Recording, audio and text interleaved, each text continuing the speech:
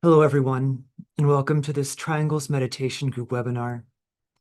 Today's November 10th, 2025. We're so glad to have all of you joining us here today.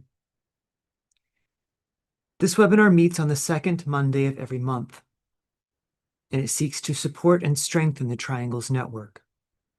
It provides a forum to discuss and to throw light on topics related to triangles, but it is also aims to introduce new people to this work. So for those of you who are new to triangles or who are joining us for the first time, we'll start today with just a brief introduction of what this work is. Triangles is a service activity, we could say, which uses the power of focused thought to uplift and transform consciousness. 3 people agreed to link for a few minutes of meditation each day. They link up as souls, and they visualize themselves as the 3 points of a triangle, connected by the energies of light and goodwill. They visualize their triangle within a worldwide network of triangles surrounding the planet, and they sound the great invocation, adding their spiritual contribution to the whole. Triangles members do not need to link up at the same time, nor do they need to be located in the same place. The network and their triangle, once created, exists in matter on a higher plane. Through the daily practice, this triangle is re-energized and each day made anew. And so we know that even though this is a very simple practice, it's not always so easy to explain this work in a way that communicates its simplicity and also its efficacy as a means of doing real and lasting good in the world. So we invite you, therefore, to invite anyone in your life who you think might be interested in this work to join us here on this second Monday of each month for this webinar to learn more about triangles. This webinar also acts as a platform to aid in the forming of new triangles. So if anyone is interested in forming a triangle today, please put your name in the chat box, and I'm sure we can find 2 others to join you. The theme of today's webinar is Light Within Light. I'm going to share a few thoughts on the Great Invocation. We will then do our reflective meditation on the Great Invocation. After that, we will hear from longtime Triangles member Daniel Lumina, who will share some thoughts on the symbolism, on stupa symbolism. We will then close with our meditation in support of the Triangles Network. Before we proceed, though, let us take just a moment to link together and to sound the affirmation of love.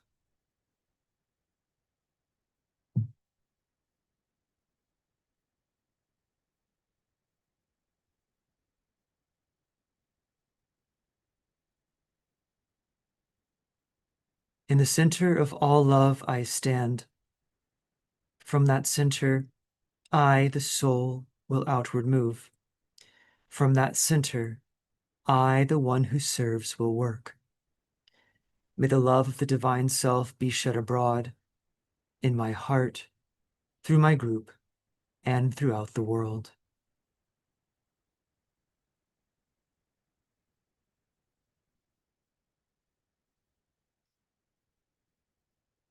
The great invocation lies at the heart of the triangle's work. We could say that it is like the engine which allows the network to fulfill its mission.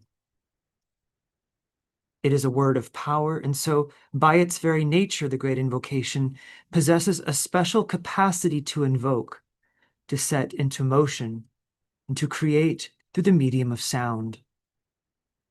It draws into operation on this our plane higher archetypal energies and agencies, which have to do with the spiritual direction, the evolutionary fulfillment, and the destiny of humanity in our planetary life.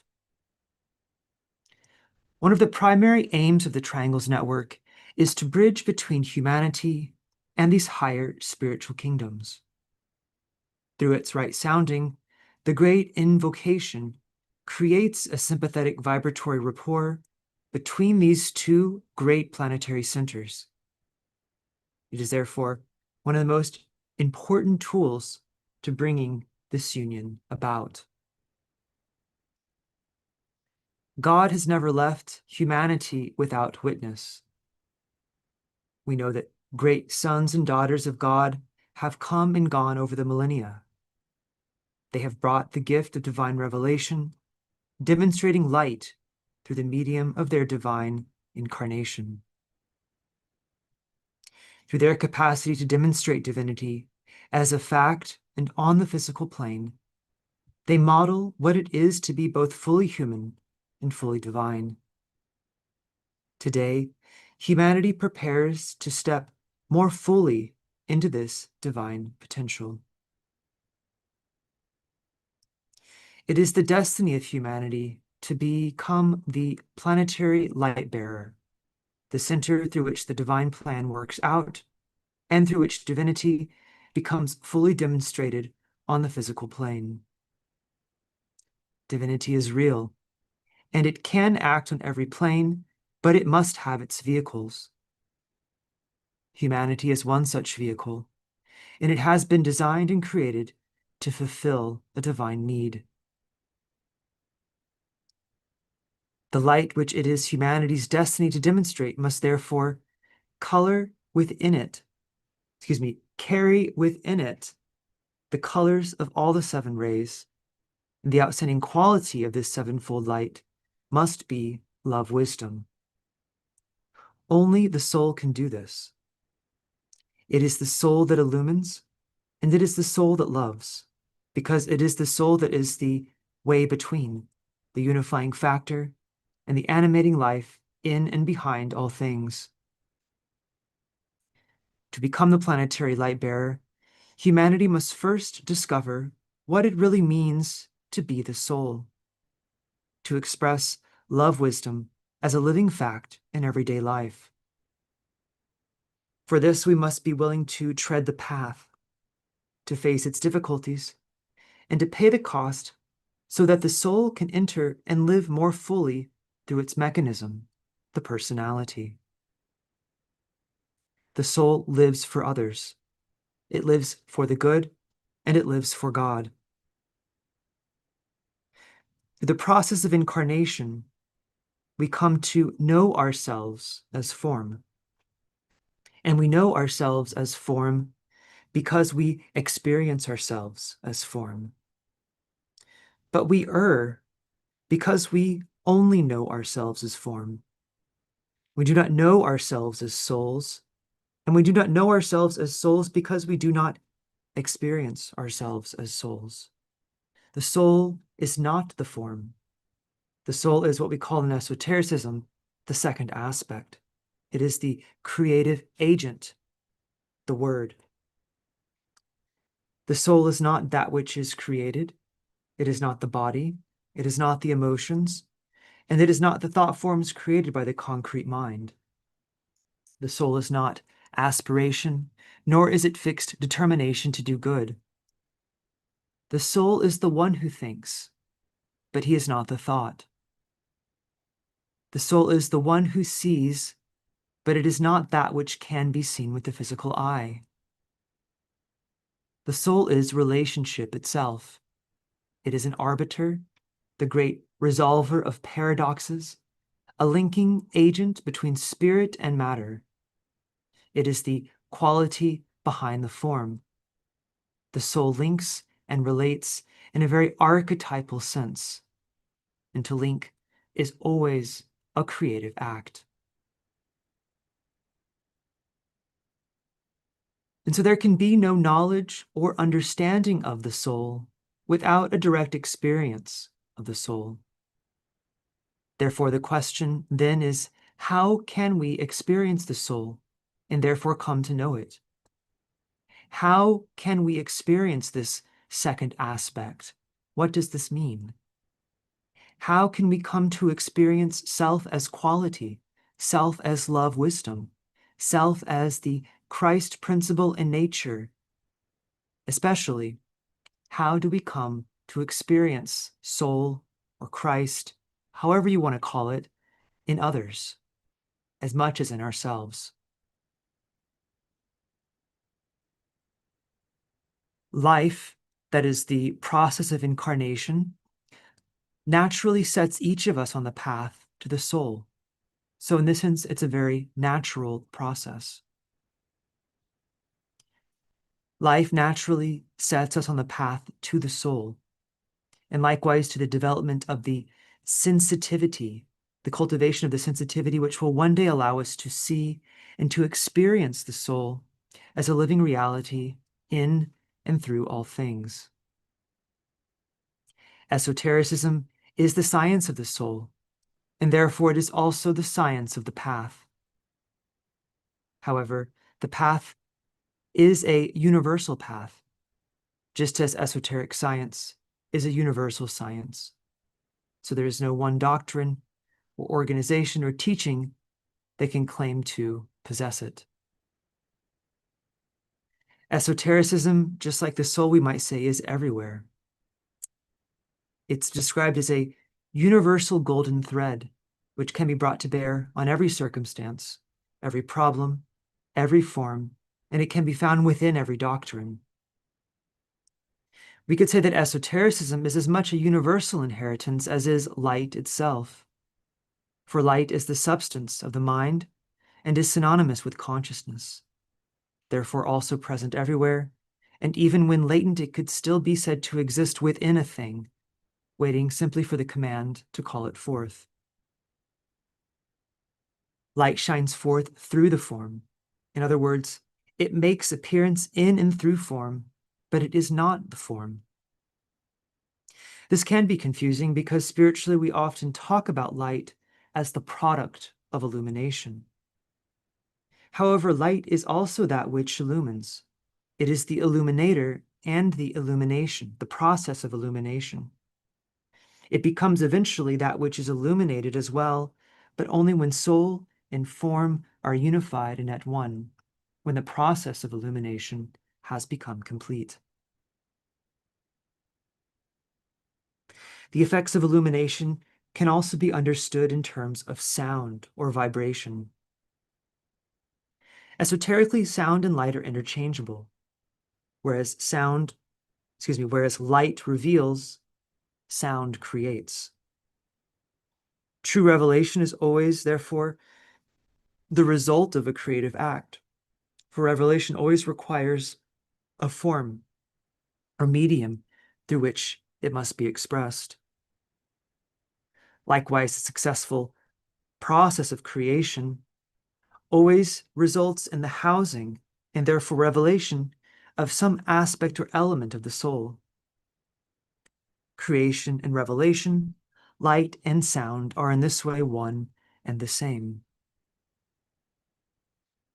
So to properly use the great invocation, we are asked to sound it forth as souls, first of all, but also to sound it forth with this creative and revelatory prerogative in mind, this sort of dual sounding in the context of both light and sound. The invocation is a means of alignment and a means of fusion. It is also a means of illumination. It creates a vibratory sympathy between the lower and the higher, between God and man, between the spiritual hierarchy and humanity, between every self and every whole. And so to use the invocation correctly, we must do more than just speak it. We must know and experience ourselves as the channel through which it does its work. As we sound it, we must visualize it accomplishing its work. We must grasp the invocation as an idea and bring to focus our understanding of its meaning as we sound each word. And importantly, we must register its vibration at every level of our being. We must allow it to take us into rapport with the soul, and via the soul, the Christ, the hierarchy, and the whole planetary life. In many ways, we could say the invocation is too great a mantram to be used by any of us alone and in isolation. And it is really a group mantram. The Triangles Network is perhaps one of the best vehicles for its right and effective use.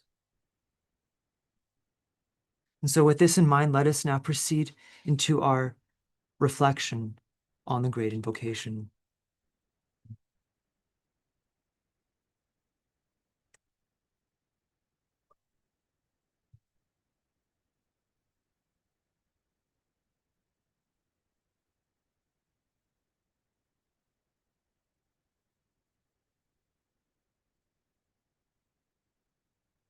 We begin by linking in thought as souls and as points of love and light with all those people throughout the world who are also working as part of the triangle's network.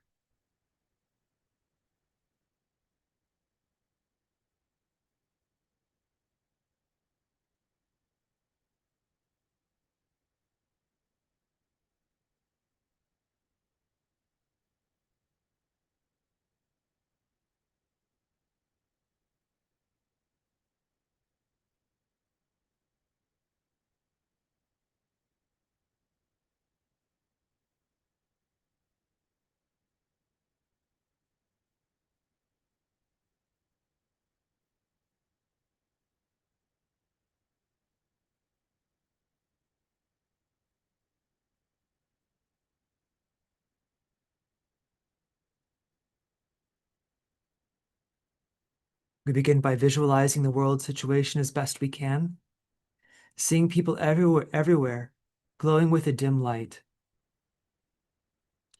Here and there, though, we see points of brighter light, where men and women of spiritual intention and of loving hearts are working for their fellow human beings.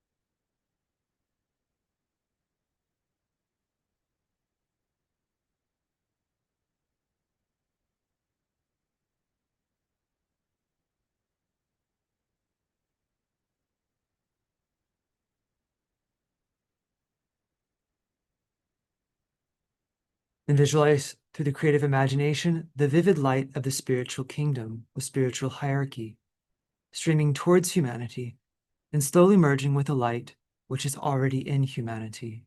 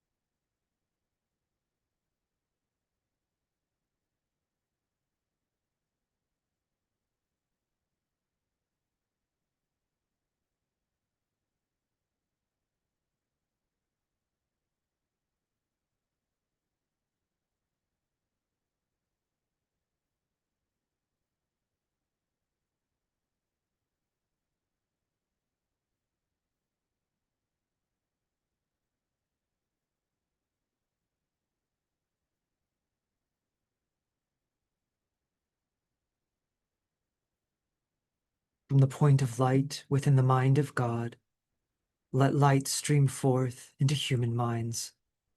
Let light descend on earth.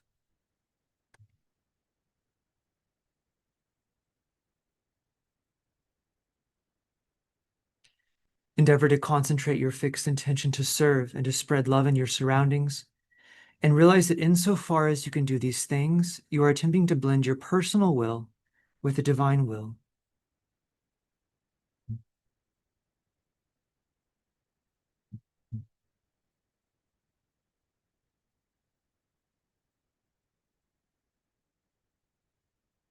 Excuse me, we skipped a stanza.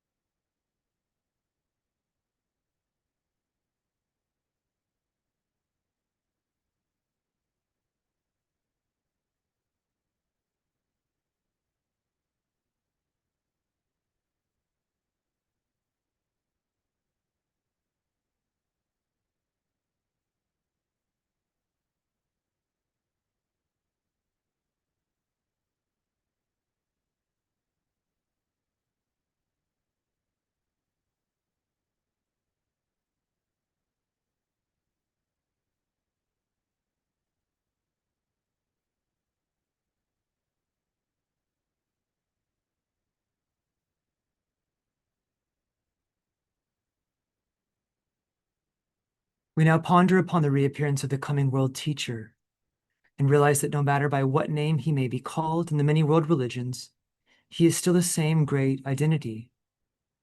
Reflect and speculate upon the possible results of his appearance.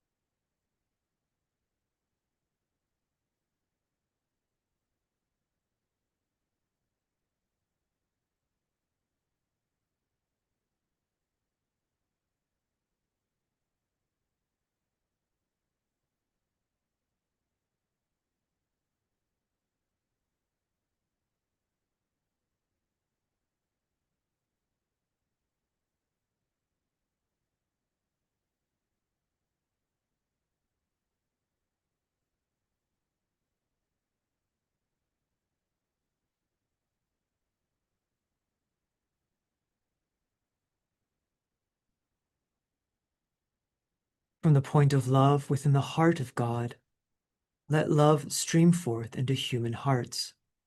May the coming one return to earth.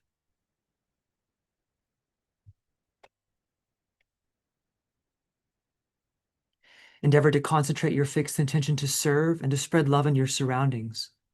Realize that insofar as you can do these things, you are attempting to blend your personal will with the divine will.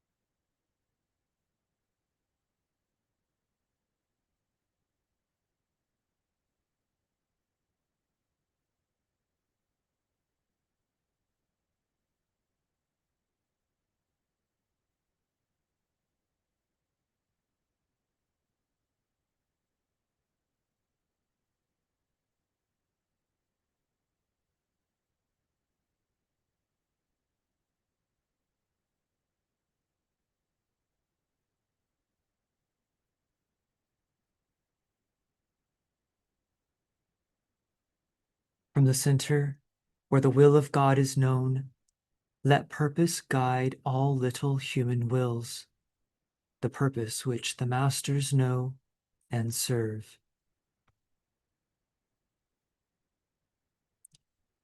We sound the Om, dedicating the threefold group personality to the working out of the divine plan.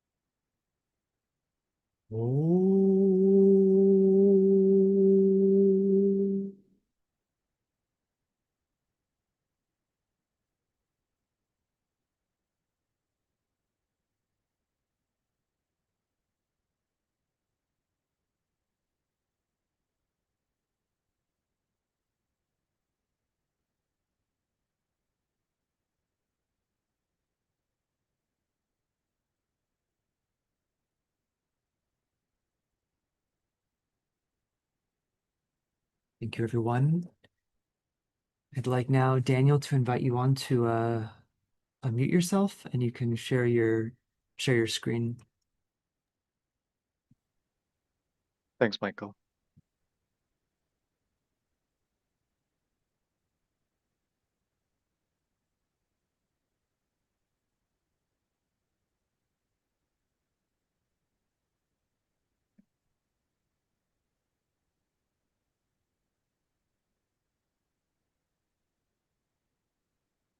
Okay, good day, everyone. It's a privilege to welcome you in this.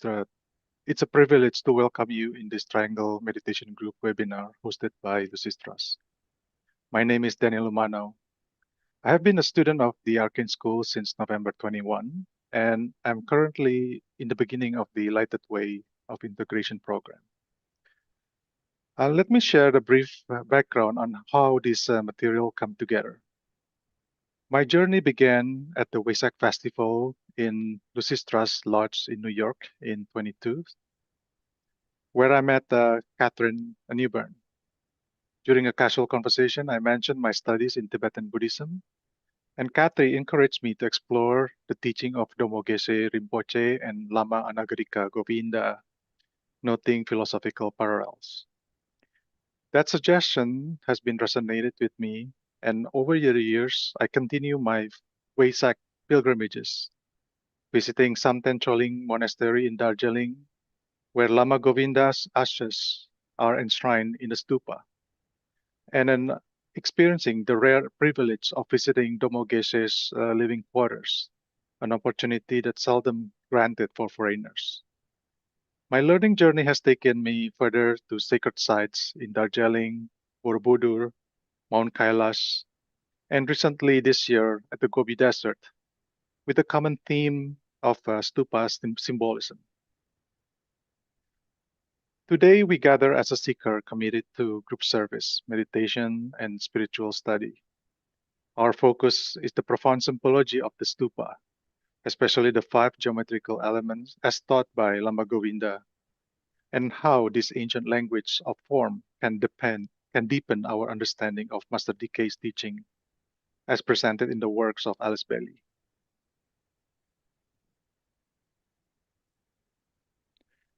A stupa is a sacred architectural form that appears throughout the Buddhist tradition. While its origin traces back to the ancient burial mounds, the stupa has evolved into a universal symbol of enlightenment, representing the journey from material existence to spiritual realization. Its design is intentional. Every element is imbued with meaning, guiding practitioner along their inner path. More than a mere monuments, stupa function as a spiritual diagram. They embody the structure of consciousness and the process of awakening, inviting us to meditate in unity transformation, and the integration of body, mind, and spirit. The image here illustrates several prominent stupa around Asia, in India, Tibet, Myanmar, Sri Lanka, and Nepal. In Kathmandu, I was especially struck by how deeply the stupa is woven into daily life. The structure graces in many corners, remaining vibrant and alive as people gather to offer prayers and make offerings. On the right, you'll see the remarkable presence of stupa throughout the Kailash region. Mount Kailash itself is a place of profound spiritual significance. I wholeheartedly encourage anyone interested in the consciousness work to visit and experience its transformative energy firsthand. Let us take a moment to recognize two pivotal figures who bridged Eastern and Western esoteric tradition, Lama Anagarika Govinda and Domo Geshe Rinpoche.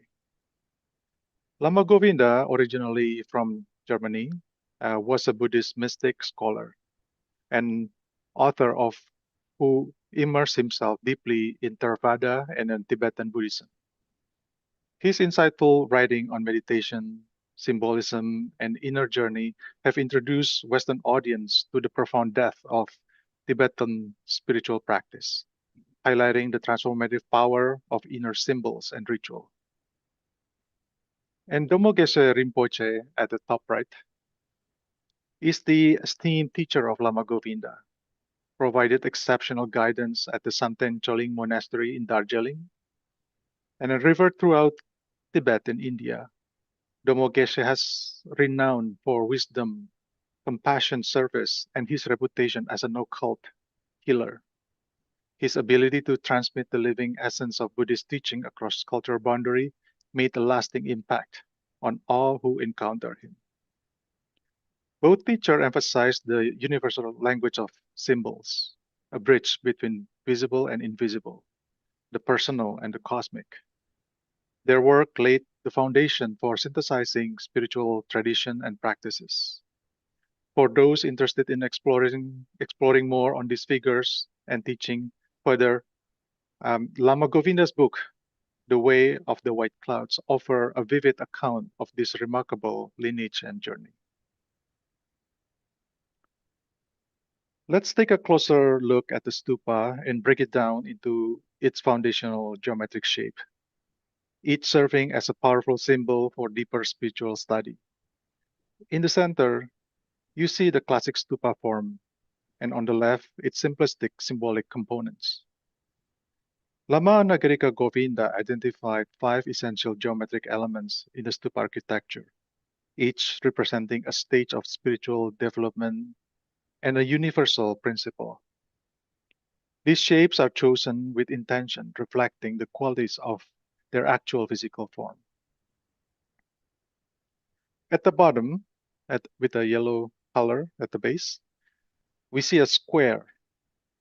It symbolizes the earth, stability, and foundation, groundedness, and the starting point of our spiritual journey. In the ageless wisdom tradition, this corresponds to the physical body.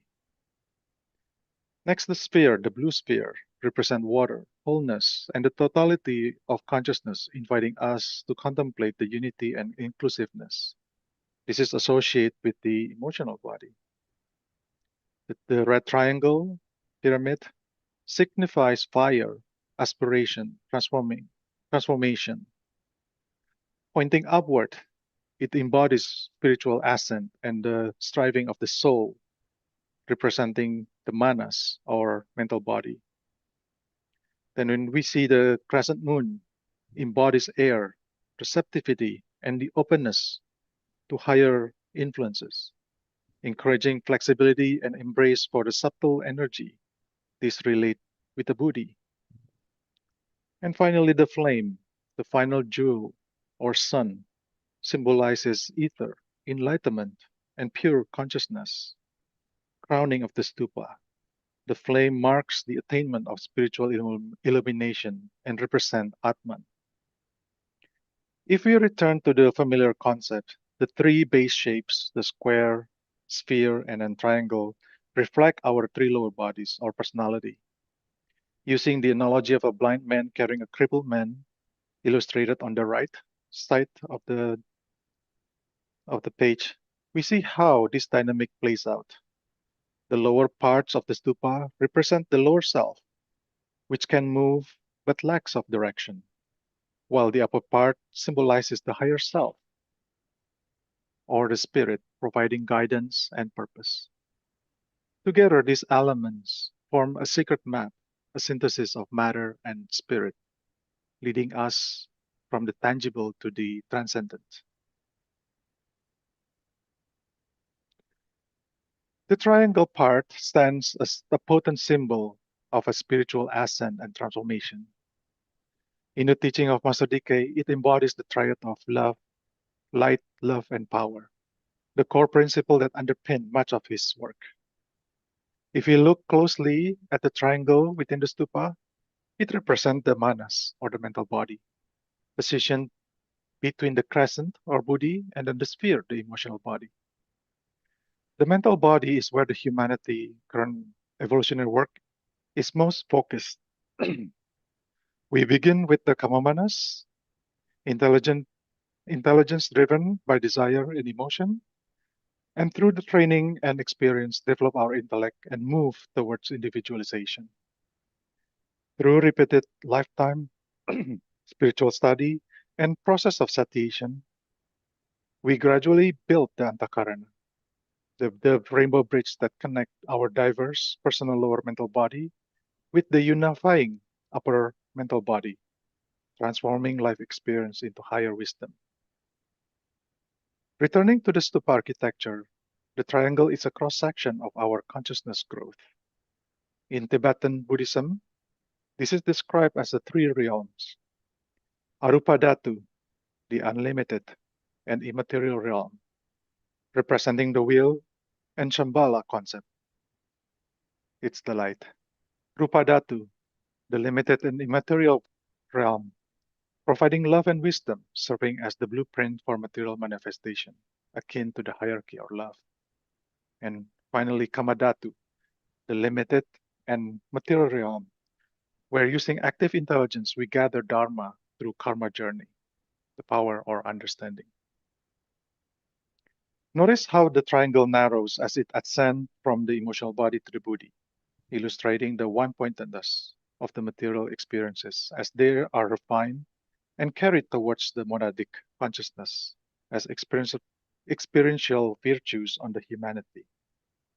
So, by meditating on this triangle symbolism, we channel our aspiration and spiritual will upward, aligning ourselves with the transformative and illuminating force. The triangle does serve as a pathway for expanding consciousness and harmonizing the lower and upper aspect of our being.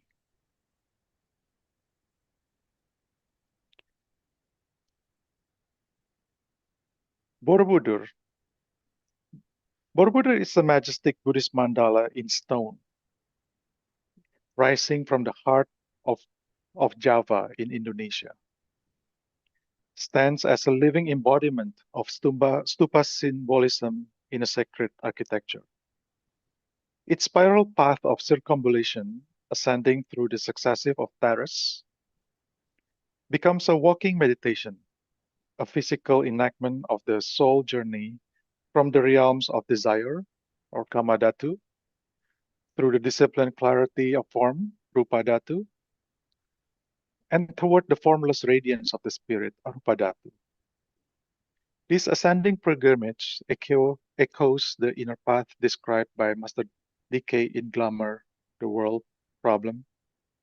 Each level or turning of Borobudur pyramids mirror the conquest of the four great inner veils: Maya, distortion of the physical plane; glamour, the emotional entanglement; illusion, the mental misidentification; and finally the dweller of the threshold, which is the crystallized will of the separate self. As one ascends, the monument becomes a map of Antakarana, the bridge of light between the lower mind and the higher soul. Borobudur thus become not only a monument of enlightenment, but a living teacher, inviting us to walk its wisdom in our own life, step by step, breath by breath, towards the awakening of radiant self. The stupa, as a sacred architectural mandala, offers a profound framework for visualizing the process of involution and evolution, as well as the dynamics of seven ray as taught by Madame Blavatsky and Master DK. Beginning with the primordial triad here,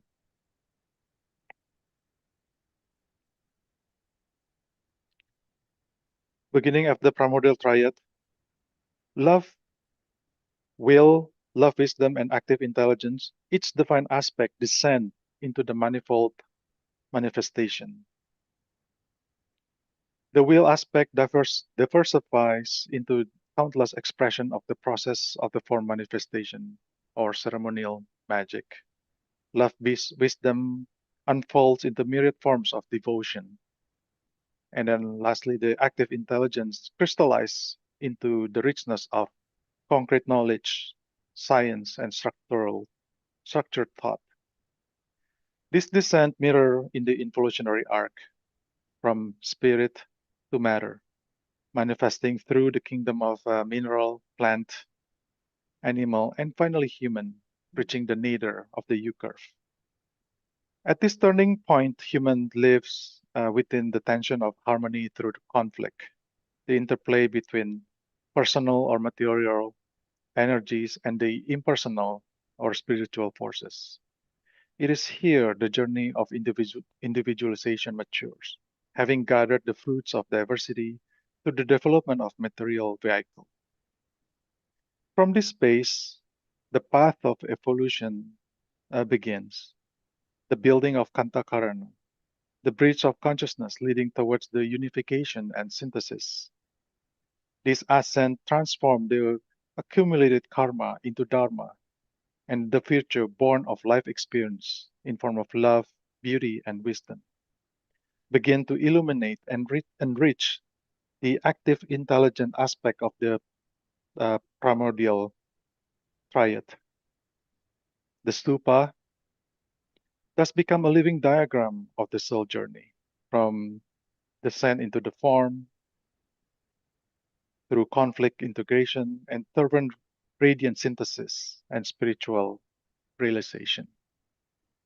So that will be the end of the short presentation. Thank you for the attention. Over to you, Michael. Thank you so much, Daniel. That was very illuminating, we could say, presentation. Here, I'll go ahead and share my screen so you can Yep. take your screen if you'd like. We don't have a whole lot of time,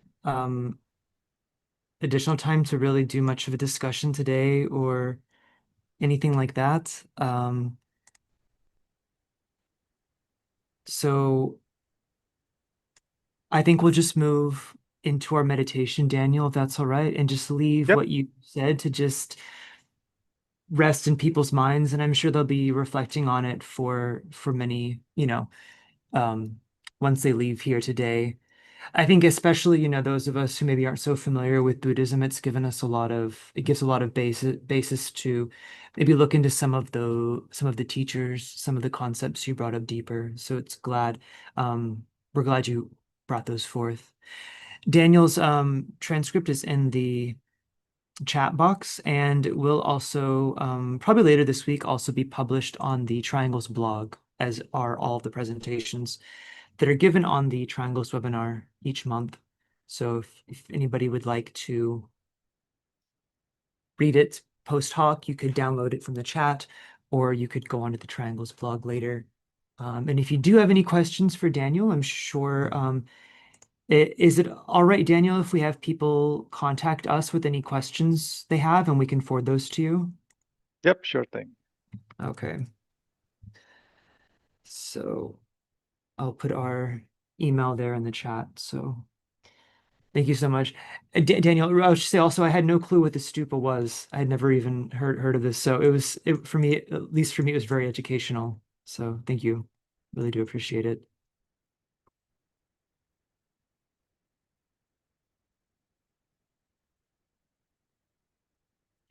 All right, let's go now into our meditation. Energizing the planetary network of triangles.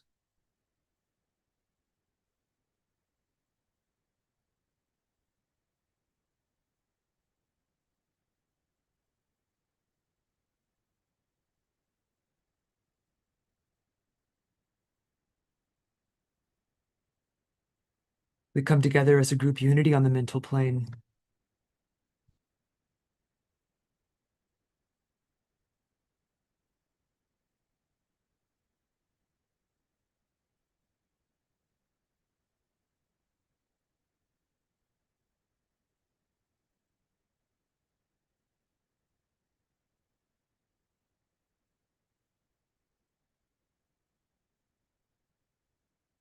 Identify as a soul with the world group, functioning through three planetary centers, London, Geneva, and New York, as a triangle of light.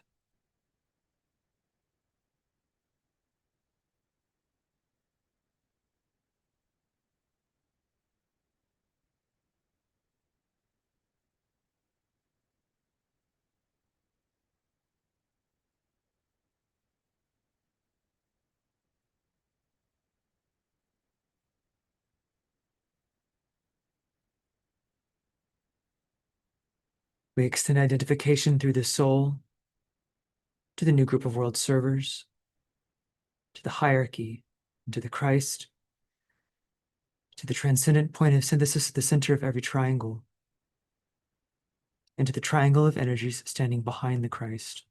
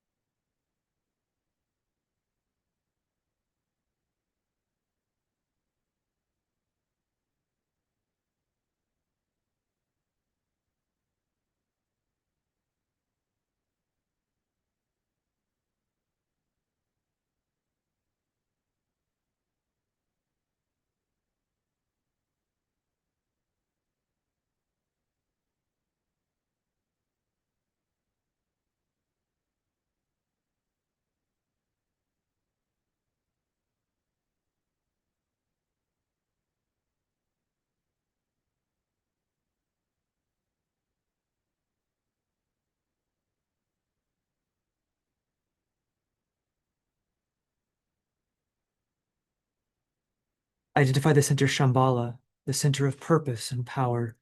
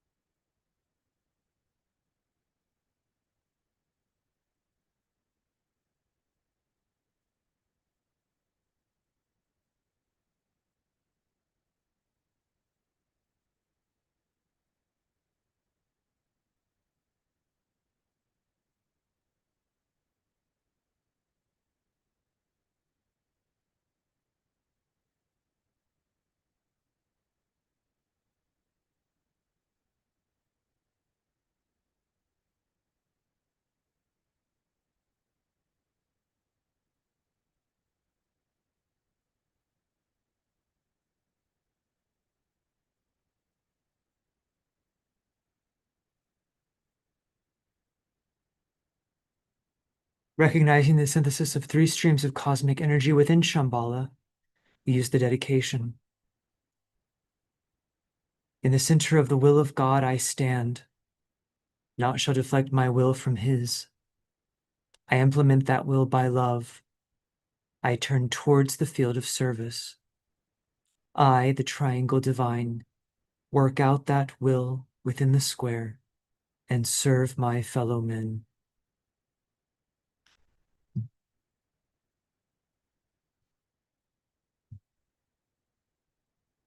Visualize a network of lighted triangles underlying the entire outer world, physical life, and events.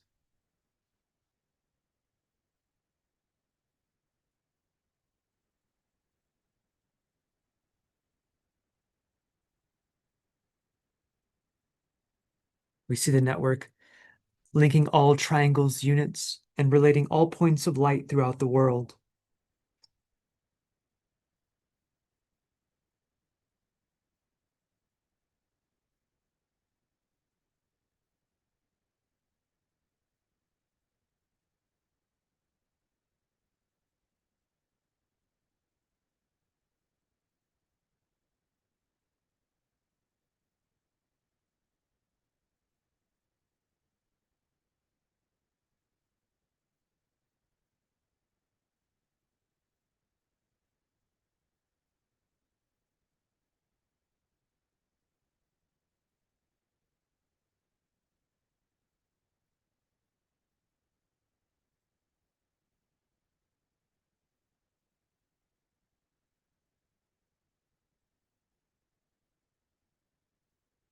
See the network relating the world of spiritual realities, the hierarchy, to the world of experience, humanity, and acting as a channel of distribution within humanity for the spiritual energies pouring through the hierarchy.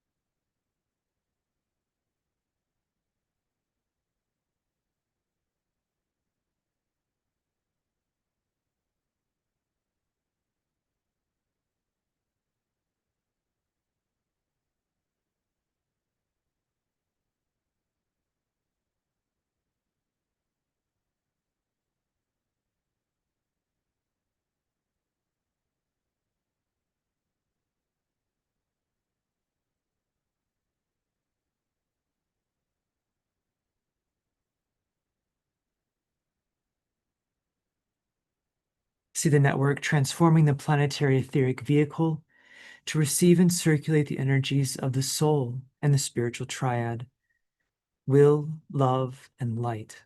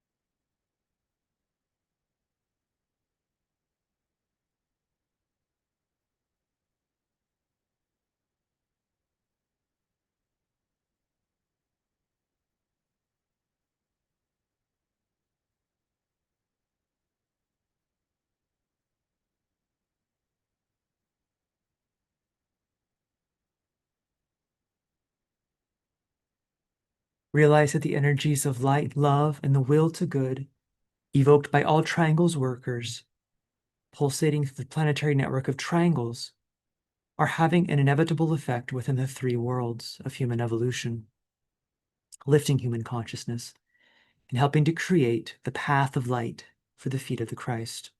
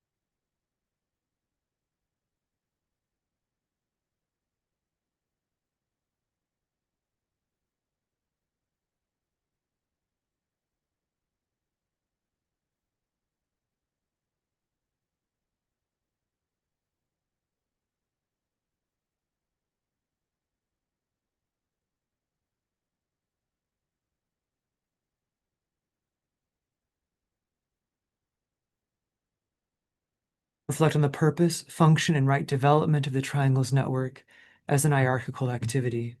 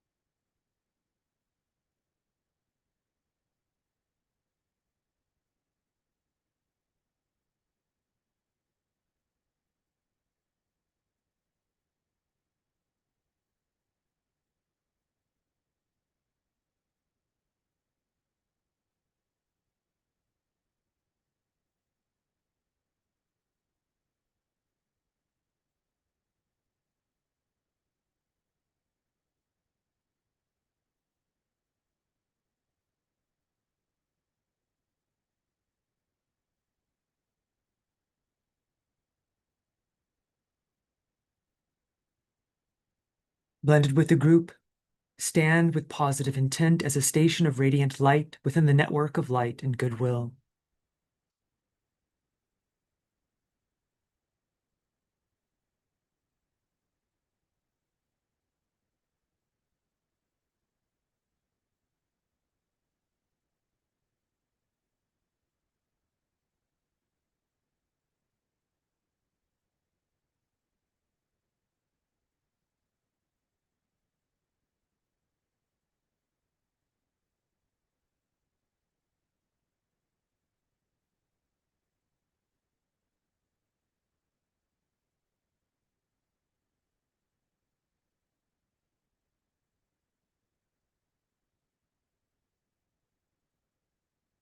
We sound the great invocation, directing its triple energies through the triangles network and throughout the consciousness of humanity.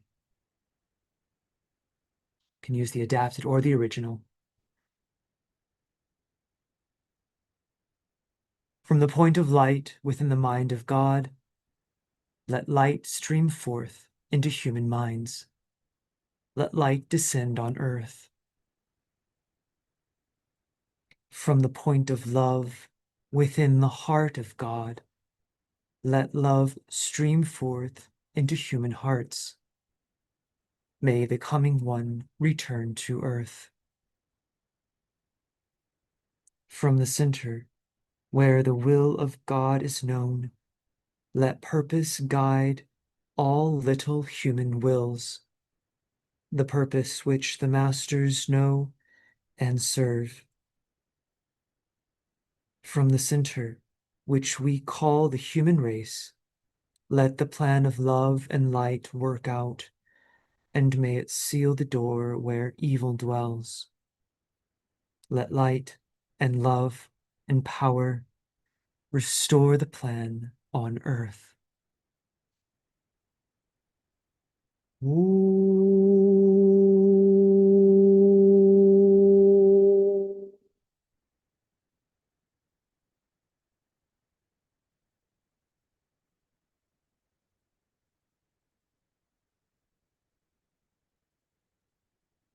Ooh.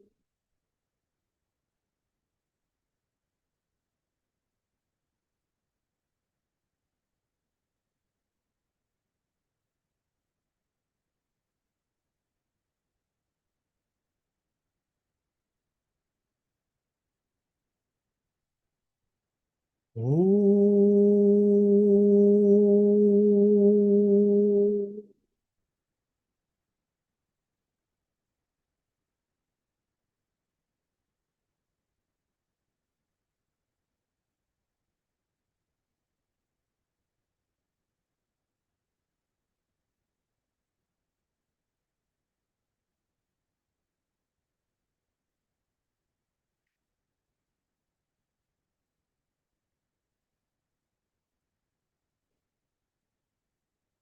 Thank you, everyone.